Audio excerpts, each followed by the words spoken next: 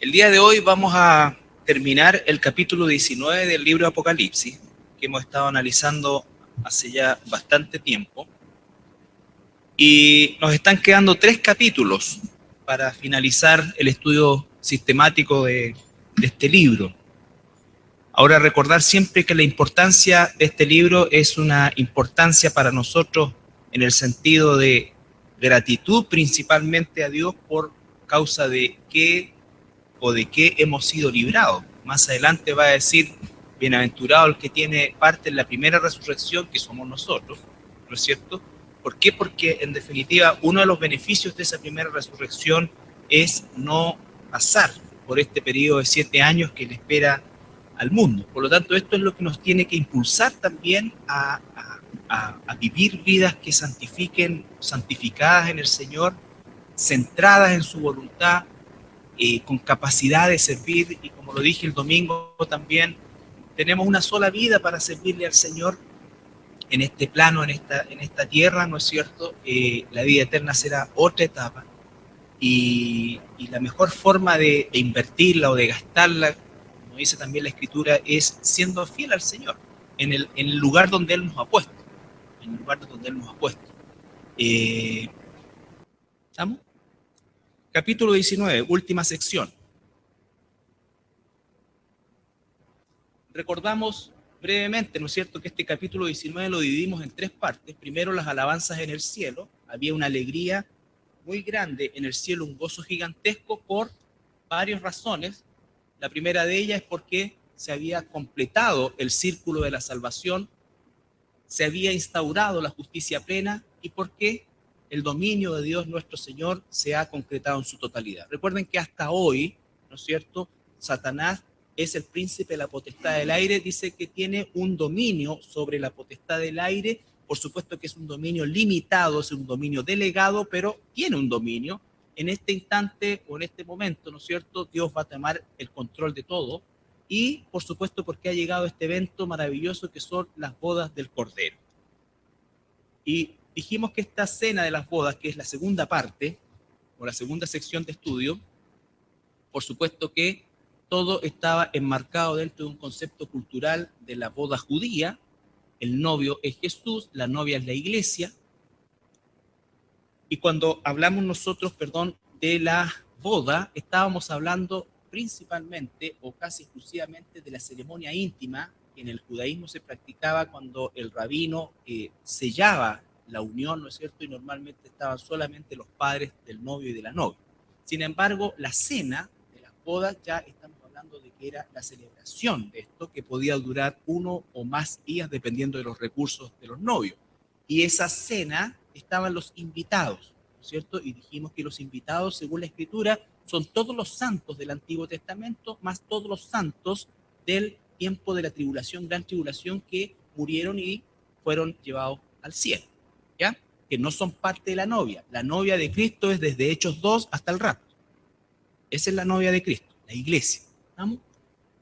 Y, por supuesto, la segunda venida, que viene desde Apocalipsis 19, 11 al 21.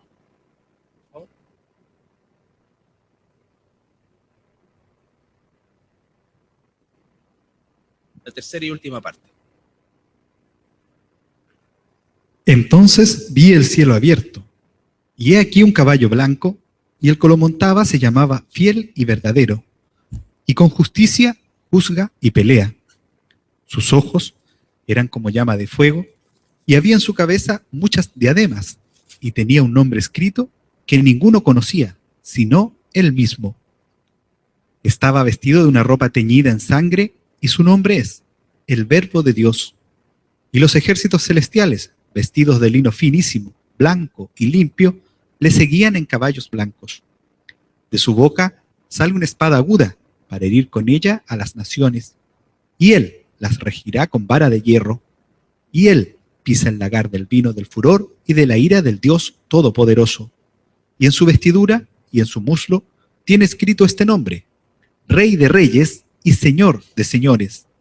Y vi a un ángel que estaba en pie en el sol y clamó a gran voz, diciendo: a todas las aves que vuelan en medio del cielo, venid y congregaos a la gran cena de Dios, para que comáis carnes de reyes y de capitanes, y carnes de fuertes, carnes de caballos y de sus jinetes, y carnes de todos, libres y esclavos, pequeños y grandes.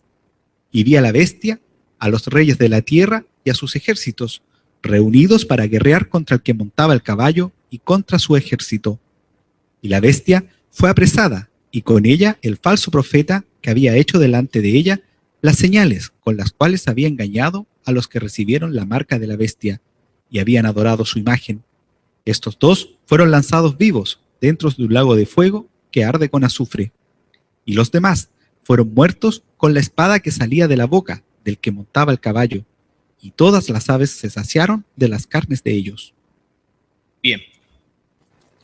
Entonces, ahí tenemos la segunda venida visible de nuestro Señor Jesucristo, y vemos que la palabra se encuentra en varias partes y en varias formas verbales del idioma griego. La más común es la palabra optomai, que está en Hebreos 9, 27 y 28. Recuerden que es cuando dice que el Señor aparecerá por segunda vez, el Señor Jesucristo aparecerá por segunda vez, pero ya no en relación con el pecado, sino que para salvar a los que le esperan. Entonces, las palabras optomai, erjomai, que tienen la misma forma o provienen de la misma raíz verbal, significa ver algo o recibir algo, pero que necesariamente implica una visión ocular, o sea que lo vamos a ver. Es distinto de las palabras, ¿no es cierto?, epifania o parousia, que son cosas que pueden ocurrir. Por ejemplo, cuando el Espíritu Santo vino a nosotros, vino, pero no lo vimos, ¿no es cierto? Entonces, pero las otras dos palabras sí tienen que ver con lo visible. Y dijimos que esta segunda venida tenía dos propósitos. El primero y el más inmediato, que es vencer a la bestia, a su gobierno y a los ejércitos que se van a reunir en el Armagedón. Lo segundo es producir la liberación espiritual y nacional de Israel. Lo tercero es venganza contra los que rechazaron el Evangelio. ¿Ya? Entonces, esos propósitos se llevan a cabo en esta segunda venida. Ahora bien, esta batalla que se va a librar, que aparece descrita en el capítulo 16, ustedes recuerden que los capítulos anteriores, ¿no es cierto?, siempre hablan una especie de resumen de lo que va a suceder y que se va abriendo en los capítulos posteriores. Lo que vamos a leer en el capítulo 16 es la batalla de Armagedón, que se amplifica en el capítulo 19. Capítulo 16, versículo 12 al 16. Apocalipsis 12 al 16.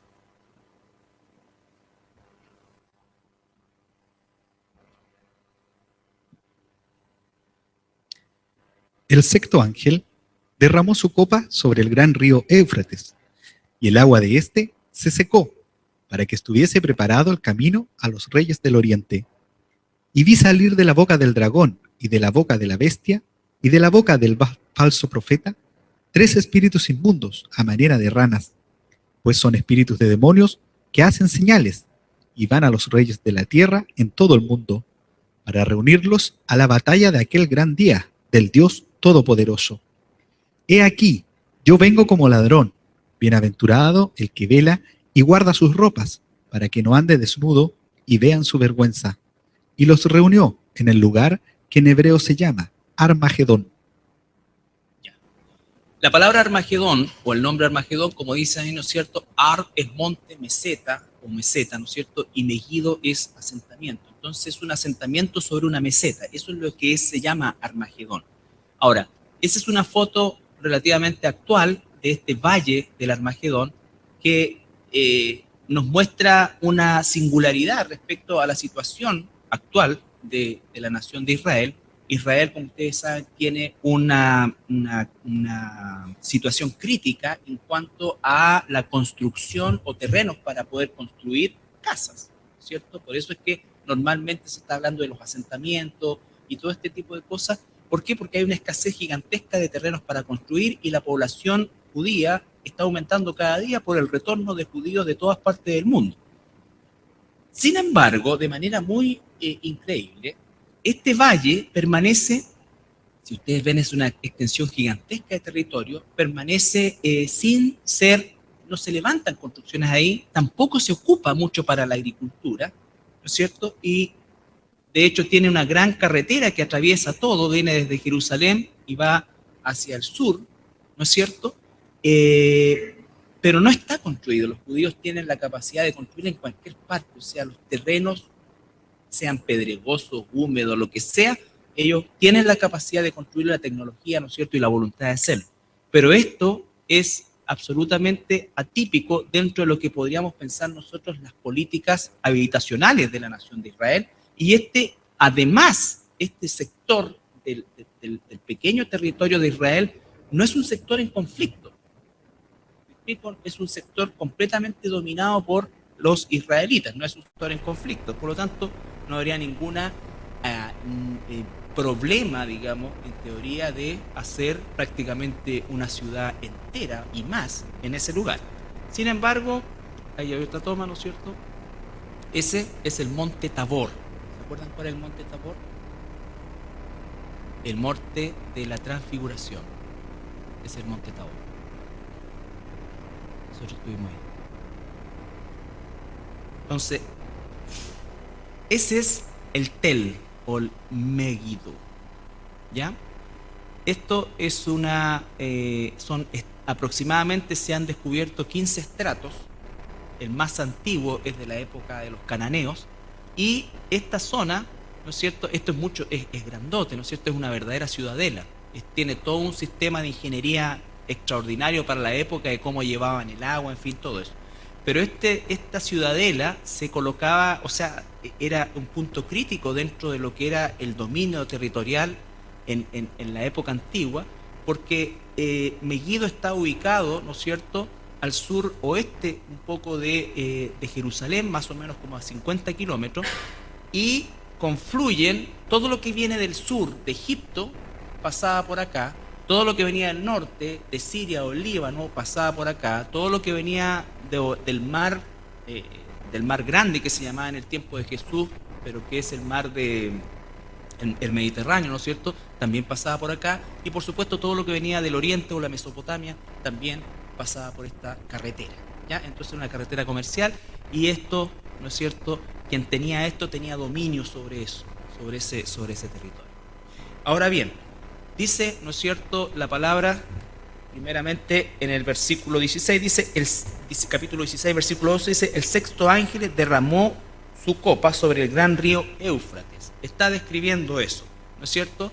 Ahora, el gran río Éufrates, recuerden ustedes que es un río gigantesco que nace en Turquía y que va a desembocar al Golfo Pérsico, a la altura de Kuwait, y atraviesa todo el Medio Oriente y es el límite occidental de lo que se llama la Mesopotamia. Aquí de este lado está el Tigris, ¿ya? Entonces, este río dice que va a ser secado con un propósito, y ese propósito va a ser efectivamente que permita el paso de personal, ¿no es cierto?, terrestre, que va a este sector del Medio Oriente, específicamente al Valle del Megiddo que estamos viendo, ¿ya? ¿Por qué? Porque la mayor cantidad de soldados que van a venir de esta zona del mundo, no de las otras partes, ¿ya?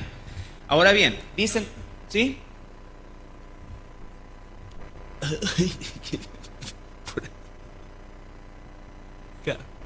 Sí. No, perdón, noroeste, ahí, por ahí.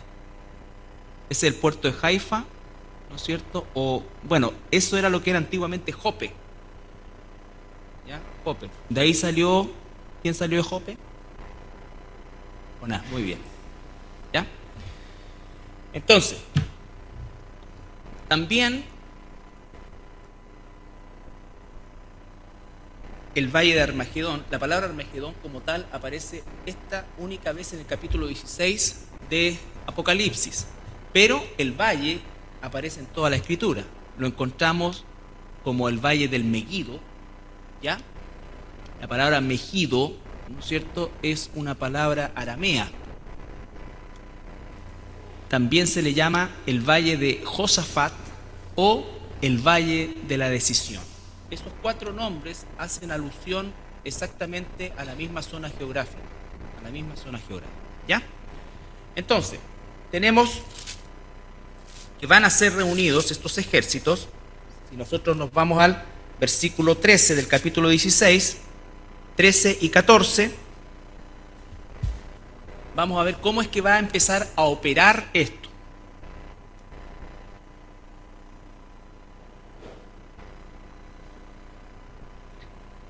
Y vi salir de la boca del dragón, y de la boca de la bestia, y de la boca del falso profeta, 3 espíritus inmundos, a manera de ranas, pues son espíritus de demonios que hacen señales, y van a los reyes de la tierra en todo el mundo, para reunirlos a la batalla de aquel gran día del Dios Todopoderoso. Ya, aquí quiero que me pongan atención. Aquí tenemos que empezar nosotros a hacer una integración de todo lo que hemos visto anteriormente. Primero que nada, la batalla de Armagedón propiamente tal no es la Tercera Guerra Mundial. La Tercera Guerra Mundial comienza, ustedes recuerdan, en el capítulo 6 de Apocalipsis. Primero sale un jinete en caballo blanco que trae una paz mentirosa, ¿no es cierto?, pero que a poco andar va a comenzar a cabalgar un jinete rojo que la misma Escritura nos dice que es la guerra. ¿Ya? ¿Por qué? Porque va a llegar este anticristo trayendo paz, trayendo un supuesto plan para estabilizar el mundo y todo el mundo feliz, pero obviamente al poco tiempo de todas las promesas que el anticristo hizo como buen político, no va a cumplir ninguna. ¿Ya? Y como no va a cumplir ninguna, las naciones se van a empezar a levantar. Recuerden, a esa altura, va a haber una federación de 10 bloques. ¿Se acuerdan cuando vimos los bloques? Estaba el bloque asiático, el bloque de, ¿cómo se llama? De Nueva Zelanda, Australia, esa parte, Oceanía, ¿no es cierto? Hay distintos bloques que ya están de alguna manera esquematizados en la división que se está haciendo del mundo. Nosotros tenemos el Mercosur y todos estos tipos de bloques que en definitiva se unen con fines económicos y cooperativos, ¿no es cierto?, pero que en algún momento van a tener que tener un representante, y ese representante en definitiva es lo que la Biblia llama estos 10 reyes que van a cogobernar inicialmente con el anticristo. Bueno, ahí va a comenzar una guerra entre todas las naciones, o sea, el concepto bélico, el conflicto bélico se va a instalar a poco tiempo de que el anticristo haya fracasado o en definitiva no se hayan cumplido las expectativas que él mismo levantó, y van a comenzar los conflictos. Armagedón lo que va a ser la culminación de esta tercera guerra mundial, ¿ya? De esta tercera guerra mundial. Por lo tanto, ¿qué es lo que hacen esta triada o esta trinidad satánica? El dragón, el anticristo o la bestia y el falso profeta. Envían espíritus engañadores. ¿Para qué? Para que todos los ejércitos del mundo, o lo que quede de ellos, se concentren y se dirijan hacia el Valle del Megido. Los ejércitos probablemente no saben el por qué, porque están siendo engañados. ¿Quién sabe qué engaño van a usar? Pero el anticristo lo está haciendo, el falso profeta y Satanás mismo lo están haciendo. ¿Para qué? Porque ellos saben que viene el Señor Jesucristo, entonces los quieren reunir ahí para tener, ¿no es cierto?, cómo oponerse a la segunda venida de Jesús. Ya, recuerden el jinete del caballo rojo, todo lo que se desprende de eso. Por lo tanto, una de las cosas que también nosotros debemos suponer es que los pocos recursos que existan en términos generales, ¿no es cierto?, van a ser todos dados o usados con fines bélicos, van a ser para mantener soldados, armamento, todo eso, lo que va aún a acrecentar más la crisis que ya vive el resto del planeta. ¿Ya? Entonces, ahí está una foto más cercana del Monte Tabor. Se parece al Cerro Grande. Puede ser que le saque una foto. Entonces, todos los ejércitos van a venir de acá probablemente, pero principalmente del mundo oriental asiático. ¿Ya? Ahora, en el capítulo 9 de Apocalipsis, antes de tomar el 19 completo, capítulo 9, versículo 12,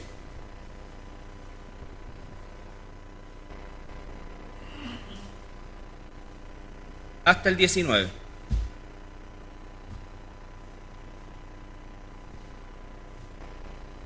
Estos eventos ocurren al toque de la sexta y séptima trompeta. Recuerden ustedes que se van tocando las trompetas y las consecuencias que van produciendo cada toque de trompeta se va sumando, no es que van terminando, sino que se van sumando.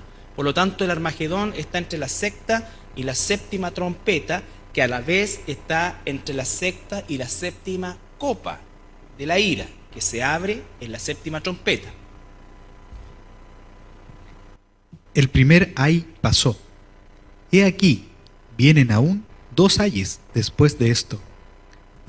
El sexto ángel tocó la trompeta y oí una voz de entre los 4 cuernos del altar de oro que estaba delante de Dios, diciendo al sexto ángel que tenía la trompeta: desata a los 4 ángeles que están atados junto al gran río Éufrates. Y fueron desatados los 4 ángeles que estaban preparados para la hora, día, mes y año, a fin de matar a la tercera parte de los hombres. Y el número de los ejércitos de los jinetes era 200 millones. Yo oí su número. Pausa. Recuerden que el capítulo 9, si lo recuerdan, ¿no es cierto? Cuando el quinto ángel toca la trompeta, dice que una estrella cae a la tierra, que es Satanás, y viene con las llaves del abismo, y abre el abismo, y salen ejércitos de demonios, ¿no es cierto? Esos ejércitos de demonios no son estos 200 millones. Estos 200 millones pertenecen al segundo ay que vamos a ver, ¿no es cierto? Y los demonios se van a sumar a estos 200 millones. Estos 200 millones son humanos, son ejércitos humanos. No son las huestes demoníacas que salen del abismo. Los que salen del abismo están descritos en los primeros 12 versículos. ¿Estamos? Ya. Ahora sí.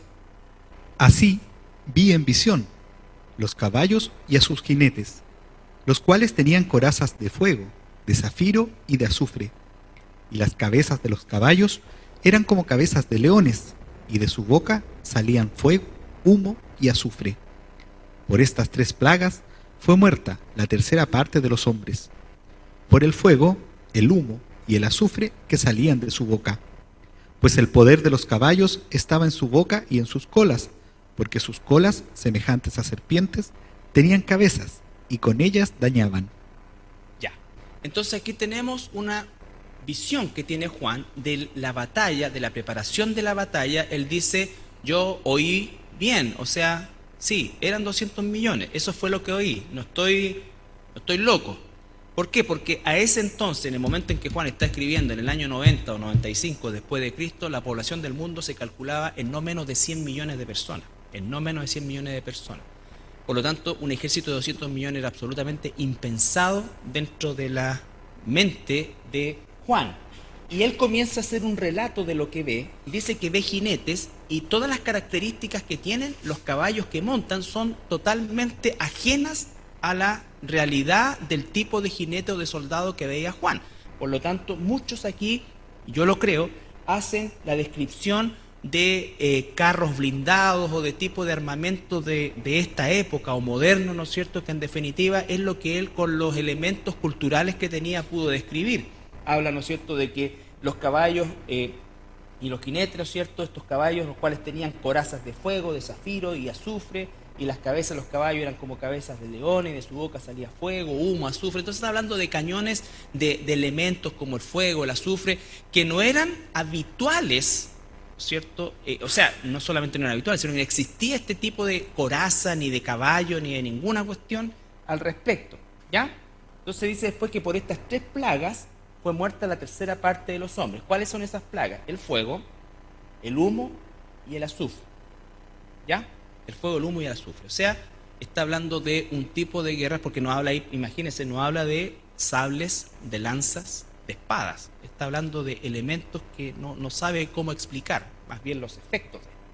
Entonces, con esa descripción, nosotros comenzamos a analizar el capítulo, la parte del capítulo 19. El versículo 11 dice, el cielo abierto y el caballo, y volvemos al 19, Apocalipsis 19, 11. Dice, vi el cielo abierto y aquí un caballo blanco. Recuerden que el capítulo 6 también nos muestra un jinete en un caballo blanco, pero que es el anticristo. El anticristo viene con un arco sin flechas porque viene a traer una supuesta paz de carácter diplomático. Jesús viene en un pie de guerra concreto. Él dice, ¿no es cierto?, que montaba el caballo y viene a juzgar y a pelear, ¿no es cierto? Viene a juzgar y viene a pelear. Dice que sus ojos eran como llama de fuego y había en su cabeza muchas diademas, todo el poder estaba en él. Y tenía un nombre escrito que ninguno conocía sino él mismo. Estaba vestido de una ropa teñida en sangre y su nombre es el Verbo de Dios. Esa sangre de la cual está teñida su ropa no es su sangre, sino que es la sangre de sus enemigos. ¿Cómo lo sabemos esto? Cuando leemos Isaías,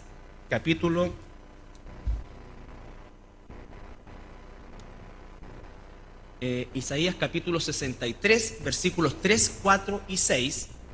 Isaías, 8 siglos antes de Jesús, ¿no es cierto?, antes de la primera venida de Cristo, describe la misma escena que está escribiendo el apóstol Juan, ¿no es cierto?, casi 9 siglos, porque Juan escribió cerca del final del siglo I. Entonces estamos hablando que está escribiendo exactamente lo mismo. Isaías está escribiendo algo que a 2800 años que estamos nosotros el día de hoy todavía no ocurre. Isaías 63, 3, 4 y 6. ¿He pisado yo solo el lagar? Y de los pueblos nadie había conmigo. Los pisé con mi ira y los hollé con mi furor. Y su sangre salpicó mis vestidos y manché todas mis ropas. Porque el día de la venganza está en mi corazón y el año de mis redimidos ha llegado. Y con mi ira hollé los pueblos y los embriagué en mi furor y derramé en tierra su sangre.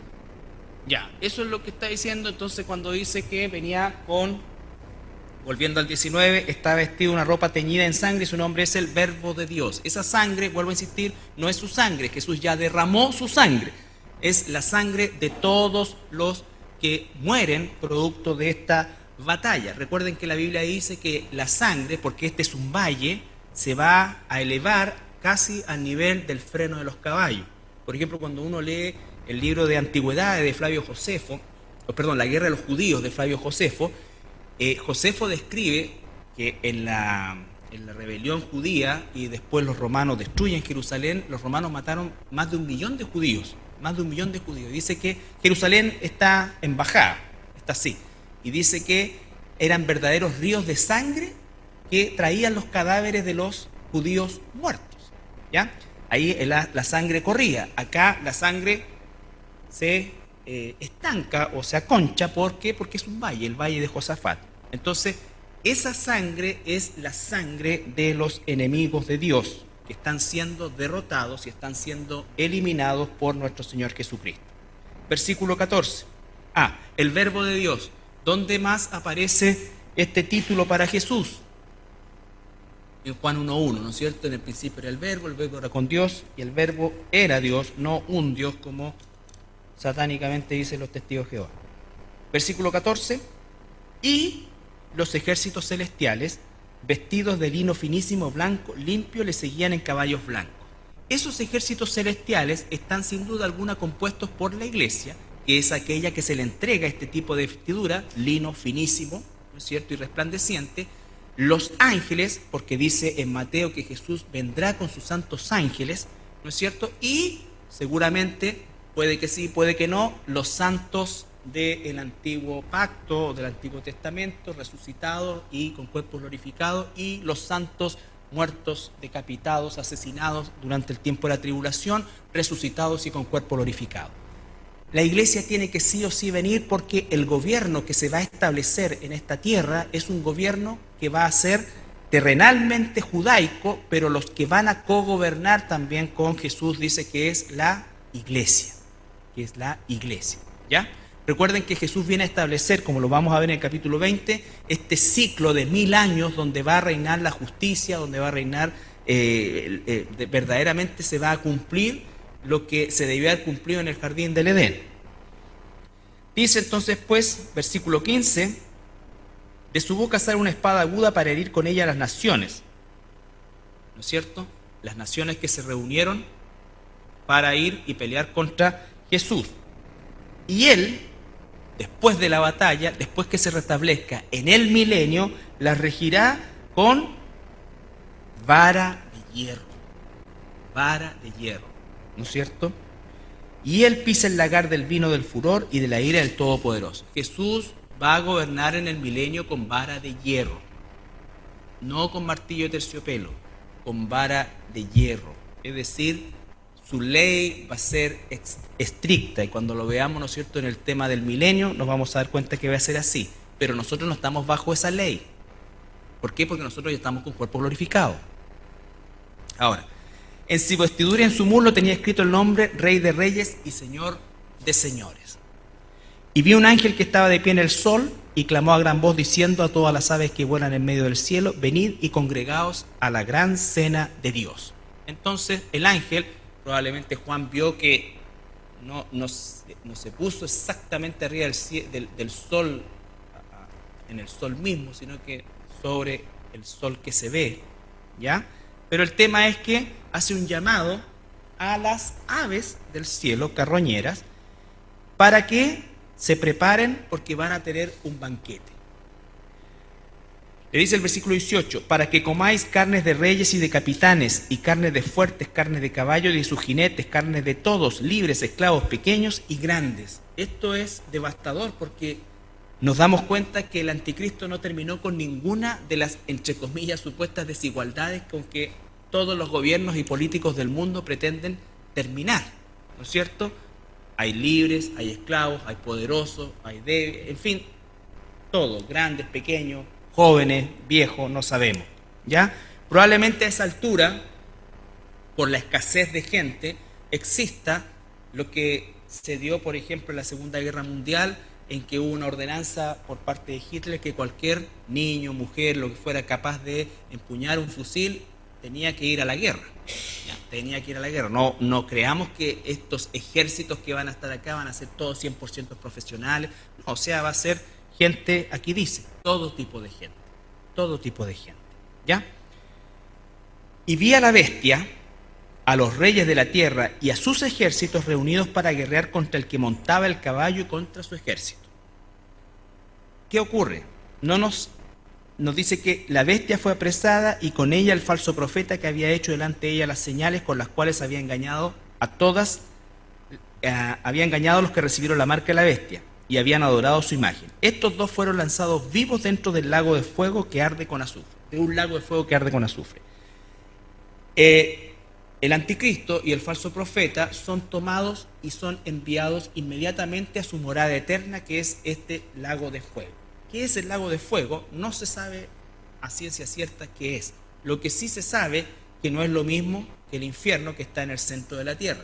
Y si va a ser un lugar eterno, tiene que ser un lugar fuera de la tierra, porque al final del milenio, recuerden ustedes, cuando venga la Nueva Jerusalén, este planeta va a ser, ahí sí, destruido por Dios. ¿No es cierto? Y entonces, este lago de fuego es un lugar de tormento eterno, que va a permanecer por toda la eternidad y que es inaugurada sus instalaciones por este falso profeta y el anticristo. ¿Ya? Entonces, la batalla de Armagedón, por supuesto, termina y dice...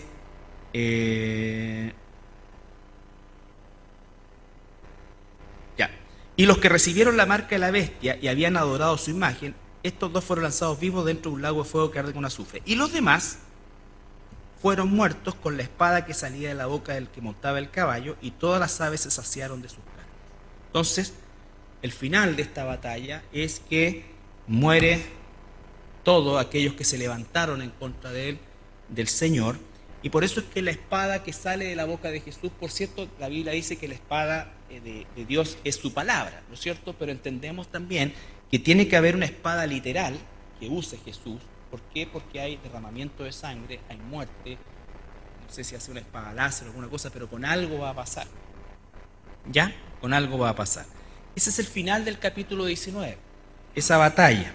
¿Ya? Esa batalla. Entonces, Armagedón es la culminación de esta tercera guerra mundial que comienza a desarrollarse a partir del cabalgar del jinete rojo que está en el Apocalipsis 6, el segundo jinete que sale de estos cuatro. El primero es el blanco, después viene el rojo, después viene el